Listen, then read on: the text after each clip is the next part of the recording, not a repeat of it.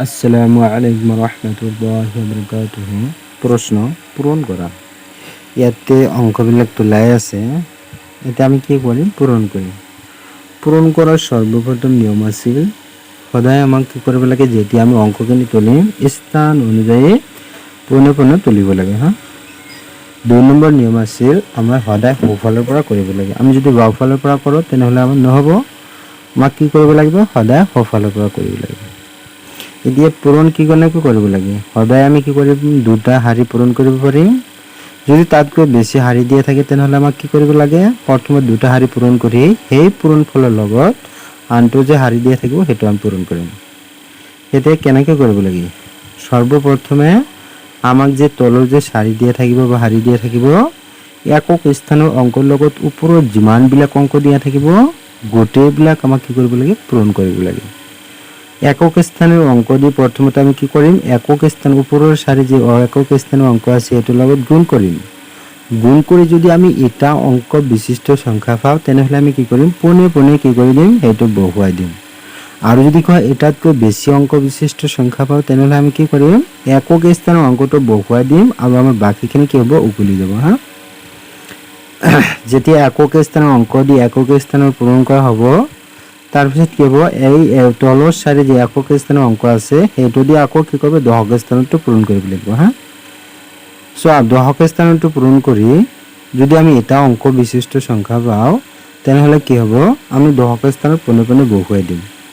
আৰু যদি তাতকৈ বেছি অংক বিশিষ্ট সংখ্যা পাওঁ তেনেহ'লে আমি কি কৰিম? একক স্থানৰ অংকটো দশক স্থানৰ অংক পূৰণ কৰি যিমানখিনি পাম একক স্থানৰ অংকখিনি বহুৱাই দিয়াৰ পিছত যিখিনি বাকী থাকিব সেইখিনি আমাৰ কি হ'ব? উকলি যাব।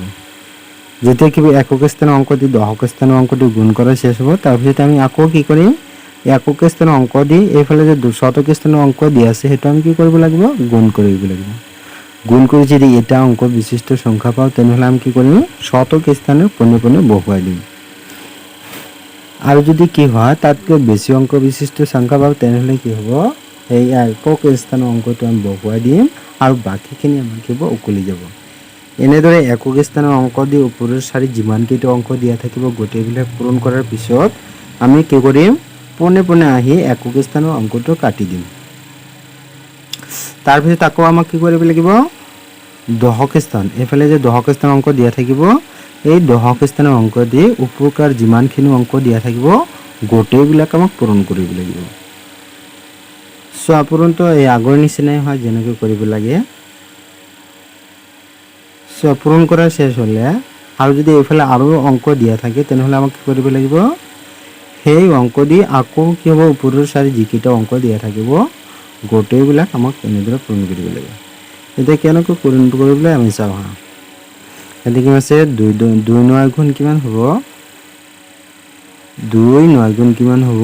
18। 18 আমি কিমান লিখিম? 8 লিখিম। 18 8। এতিয়া আমাৰ হাতত কিমান থাকিল? 8 থাকিল। 8 থাকিল নেকি? 1। 18 এটা কি হয়? দুটা অংক বিশিষ্ট সংখ্যা হয়। ইয়াৰ একক স্থানত কিমান আছিল? 8 আছিল। আৰু আমাৰ হাতত কিমান থাকিল? এই যে 18 যে 8 আছে নহয়, এইটো কি হয়? একক স্থানৰ অংক হয় আৰু এইখিনি কি হয়? দশক স্থানৰ অংক হয়। যেহেতু আমি একক স্থানৰ অংকবিলাক গুণ কৰিছোঁ সেইকাৰণে আমাক কি কৰিব? 18 8টো বহুৱাই দিব লাগে। একক স্থানত বহুৱাই দিব লাগে আৰু এই 1টো আমাৰ কি হ'ব? উকলি যাব। মনত থাকিব। এতিয়া আকৌ গুণ কৰোঁ।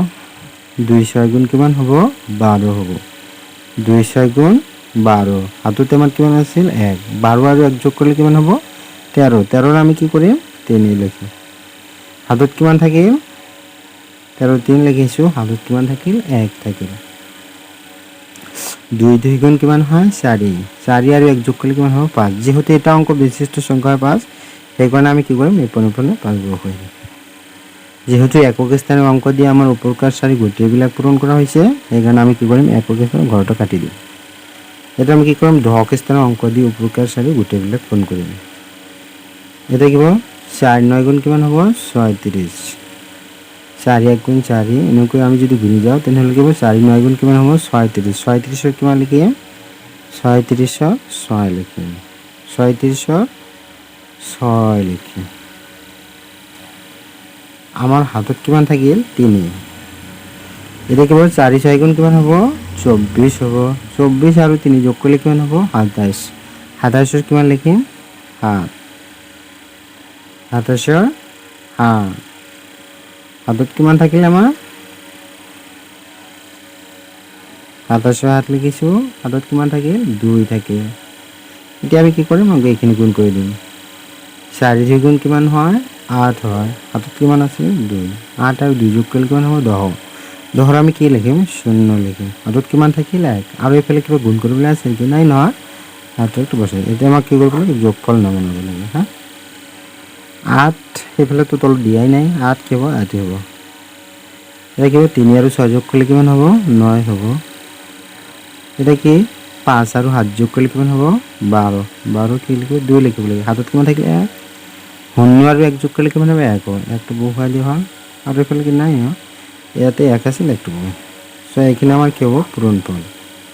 এনেকৈ আমি যদি এটা পূৰণ বুজি পাওঁ তেনেহ'লে আমি কি কৰিব পাৰিম গোটেইবিলাক পূৰণ নিজে নিজে কৰিব পাৰিম।